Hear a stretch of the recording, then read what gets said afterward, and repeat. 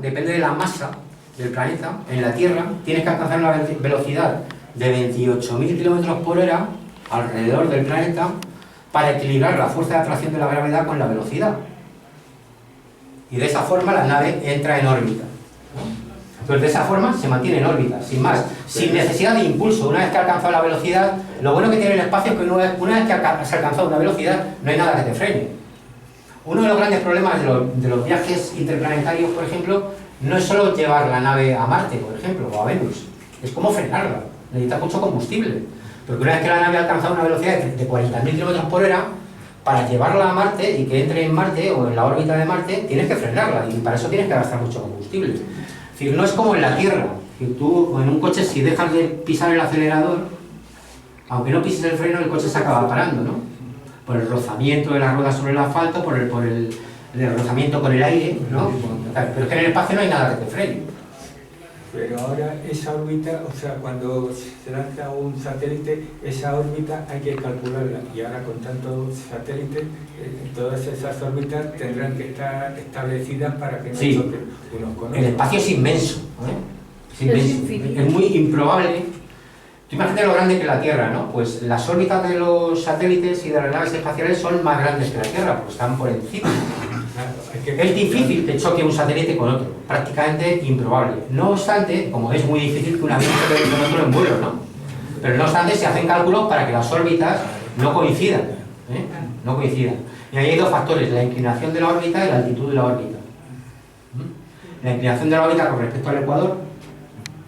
La Estación Espacial Internacional, por ejemplo, tiene una inclinación de 51,2 grados en relación con el ecuador, ¿no? Las estaciones chinas tienen una inclinación de 30 grados, es decir, están en distintas órbitas, no podrían chocar nunca, ¿no? No obstante, todo eso se calcula. Hay imprevisto, que es la llamada basura espacial. Por ejemplo, cuando un satélite acaba destruido o entra en una órbita errónea o porque se han hecho malos cálculos y tal, pues claro, o un tornillo que se ha soltado, pues es muy peligroso. Pues claro, en el espacio un tornillo viajando a 15.000 kilómetros por hora, aunque sea así, te puede atravesar una nave y despresurizarlo, ¿eh? La basura espacial ya es un problema y a medida que se desarrolle, hay ya programas para intentar solucionar el problema de la basura espacial. Bueno, todavía no hay tanta como para que se convierta en algo dramático. Ya ha habido casos, no obstante, en la Estación Espacial Internacional de choques con micrometeoritos. Que eso no es basura espacial, sino natural. ¿No es fácil quemarla en el espacio? ¿Destruirla? No, sí, es fácil, que es haciéndola bajar. Es decir, la atmósfera hace que se funda, como con los micrometeoritos. Ahora mismo en la Tierra están cayendo toneladas de basura espacial natural, es decir, de micrometeoritos o de piedras, o de cosas así. La mayoría de ellas se funden en la reentrada, de las temperaturas que alcanzan. Las llamadas estrellas fugaces no son estrellas, son pedruscos, que al chocar contra la atmósfera a la velocidad que van, se funden y dan una llamarada. Por eso la vemos. Porque los soviéticos no, que yo sepa, no han llegado, ningún hombre de hierro soviético llegó a la Luna, que yo sepa, dímelo tú si no. No, misión tripular no. ¿Por qué no se lo plantearon en 40 y pico años? Sí se lo plantearon, sí se lo plantearon. Otro problema de por qué los soviéticos no llegaron antes que los norteamericanos a la Luna. Bueno, las dos preguntas, mejor dicho. La importante es la segunda. Una paradoja. Una de las ventajas que tuvo el programa espacial lunar norteamericano fue la centralización. Es decir, había contratas de empresas privadas, pero era un solo programa centralizado por una sola agencia, que era la NASA. Eso ocasiona problemas porque hay muchos contratistas diferentes, pero si tienes un programa centralizado es mejor para dirigirlo, ¿no? Esto, bueno, puede servir como ejemplo también para los defensores de la economía de mercado, ¿no? El libre mercado y todo esto, no se autorregula. Siempre es mejor la planificación. Los americanos la planificación centralizada les permitió a los americanos con más celeridad desarrollar el programa lunar. Y la inversión, que fue más económica. En el caso de la Unión Soviética, paradójicamente, la Unión Soviética no tenía algo parecido a la NASA, una agencia central. Tenía diferentes oficinas de diseño espacial, que eran empresas públicas, pero que incluso competían entre ellas. El mundo al revés. En el caso del programa lunar soviético, ya al final era un caos, prácticamente, porque había no uno, sino 3 programas espaciales soviéticos, de 3 oficinas de diseño distintas. Y eso al final provocó una dispersión de dinero, de inversiones y de esfuerzos tremenda que dio ventaja a los americanos. Es decir, que en la Unión Soviética el programa espacial estaba más descentralizado y en Estados Unidos estaba más centralizado. Una paradoja. Hoy Bueno, día, entonces lo de la luna... ¿cómo se reparte hoy día la tecnología punta espacial en el resto de los países? China. Sí, bueno, hay estadísticas sobre eso. En cuanto a lanzamientos espaciales, en 2000, no tengo ahora el dato exacto, ¿no? Pero el primer país es Rusia, con mucha diferencia del segundo, en el número de lanzamientos espaciales. No solo públicos, de programas propios, sino comerciales. Por ejemplo, los cohetes rusos en Baikonur lanzan un montón de satélites comerciales europeos y de todos los países. La mayoría de los satélites europeos están lanzados por cohetes rusos, por ejemplo. No son cohetes americanos. El último cohete que ha lanzado la Agencia Espacial Europea ha sido mediante un Proton, que es un cohete ruso. En lanzamientos espaciales, los primeros siguen siendo los rusos, a mucha diferencia del segundo, que son los americanos, y a corta distancia ya de China. China, yo creo que hace 2 años ya tuvo incluso más lanzamientos que los americanos. Pero vamos, la hegemonía sigue siendo rusa con una gran diferencia. Vamos. Angelito, ¿dónde te lo llevas? Europa está en un tercer, cuarto puesto junto con China. ¿Y su grado de avance con relación a Rusia? Bueno, con relación a los rusos no tiene un avance tan grande, es decir, Europa no es capaz de lanzar naves tripuladas, por ejemplo, pero sí tiene un comódromo como el de la Guayana francesa, de Kourou, de donde se lanzan cohetes propios de la Agencia Espacial Europea, etcétera, etcétera. Sí, pero existe una colaboración. Sí, la Agencia Espacial Europea, de la cual forma parte España, por ejemplo. En el asunto espacial, España no tiene una agencia espacial propia, o sea, es la Agencia Espacial Europea. Pero con relación a Rusia, ¿hay alguna colaboración? Sí, mucha. De hecho, la Agencia Espacial Europea colabora habitualmente con Rusia en muchos aspectos. El carguero europeo automático ATV, que lleva a la Estación Espacial Internacional, que ya su programa cancelado, ya no envían más, atracaba en el segmento ruso de la Estación Espacial Internacional y los sistemas de acoplamiento, por ejemplo, eran rusos, eran tecnología rusa. Eso está, o sea, el sistema de acoplamiento eso está unificado para todos. No, son distintos. Los sistemas de acoplamiento rusos y americanos son completamente distintos. Entonces, En el caso de Europa se optó por los sistemas de acoplamiento rusos. ¿Y Japón y la India protegen ya los temas protegidos? Sí, Japón también, por ejemplo, tiene un programa espacial propio y tiene cargueros automáticos que atracan en la Estación Espacial Internacional. Incluso en la Estación Espacial Internacional hay un módulo japonés. Que se queda ahí, que no, mira, lo mío no es ni preguntas concretas ni científicas, pero que sí que yo soy una persona bastante, quizá por la ignorancia, bastante escéptica. Entonces, de verdad que yo te voy a poner un compromiso, lo de la llegada al hombre a la luna, a mí me pilló de mar de vacaciones y yo no me quedé sin dormir por verlo. No me enteré. Yo no me quedé sin dormir por verlo, ¿eh? Entonces, que claro, tú que estás muy ducho en esto, fue cierto, porque claro, todos los años... ¿No lo viste?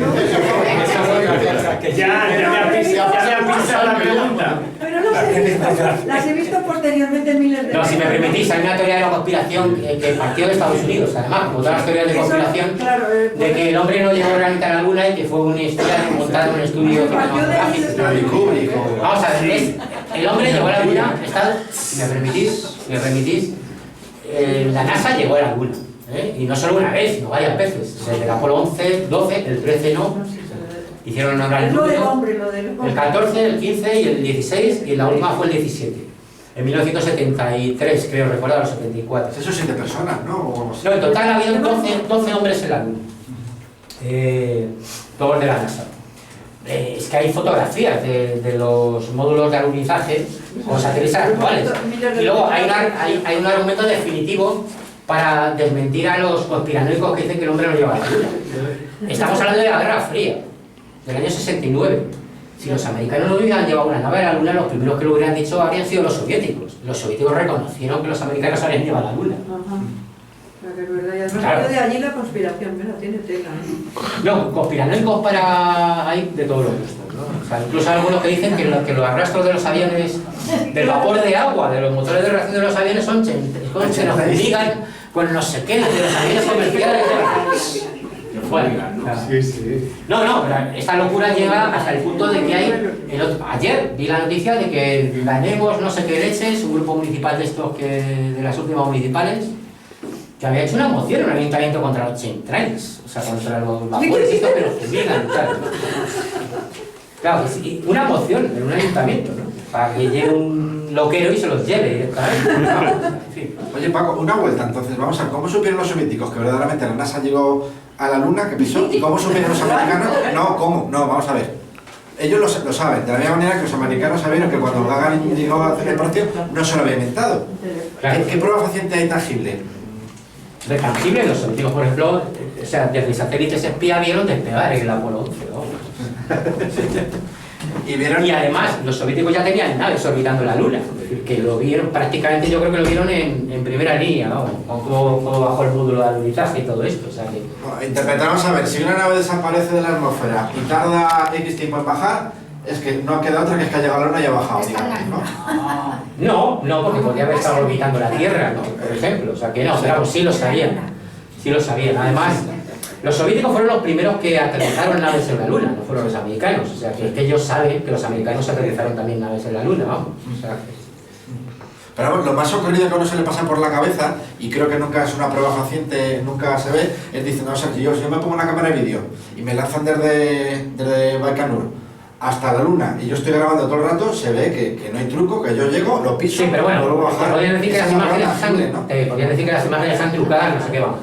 En la Luna hay instrumentos científicos, que aún están hoy funcionando de las misiones Apolo. Por ejemplo, un espejo que recibe rayos láser lanzados de la Tierra que sirvió, por ejemplo, para calcular exactamente la distancia entre la Tierra y la Luna. Es decir, lo que tardaba en llegar el rayo y volver, pues con unas cuentas y tal se dijo, pues son 365.820 kilómetros y tal. Aunque es una órbita elíptica y varía, pero bueno.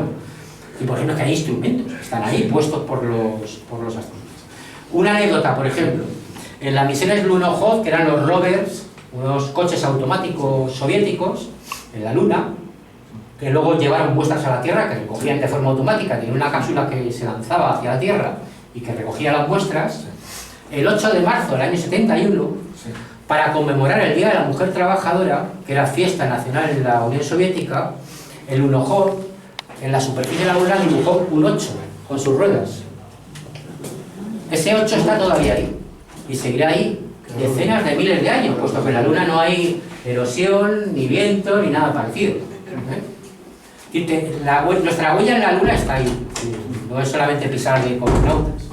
Ahí está un 8 en honor a las mujeres trabajadoras, puesto por la URSS, que tiene más grande que esta sala, claro, estamos hablando de un aparato enorme.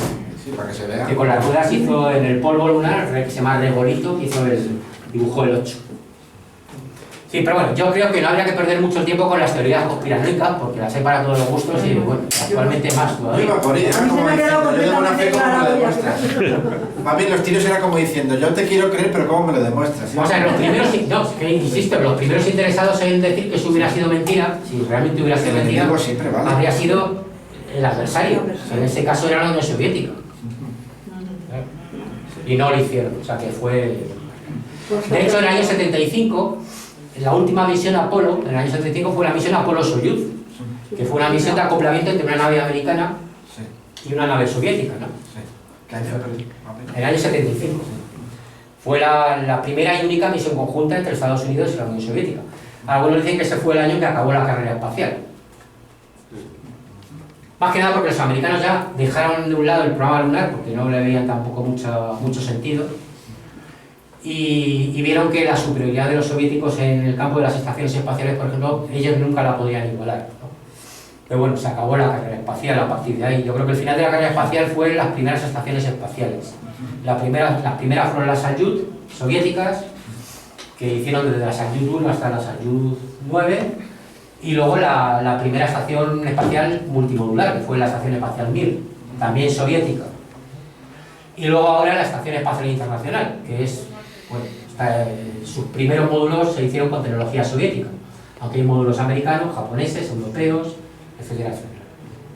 Quería preguntarte, ¿actualmente qué es lo que hay, o sea, qué se está haciendo a nivel de investigación espacial o de cómo está la cosa? Pues en la Estación Espacial Internacional, por ejemplo, todos los días se están haciendo experimentos, de todo tipo, vamos, todos los días. A nivel médico, O sea, cuando hay una misión a la Estación Espacial Internacional, que normalmente está ocupada por 6 personas, pues tienen su programa y no tienen mucho tiempo libre, que digamos, ¿eh?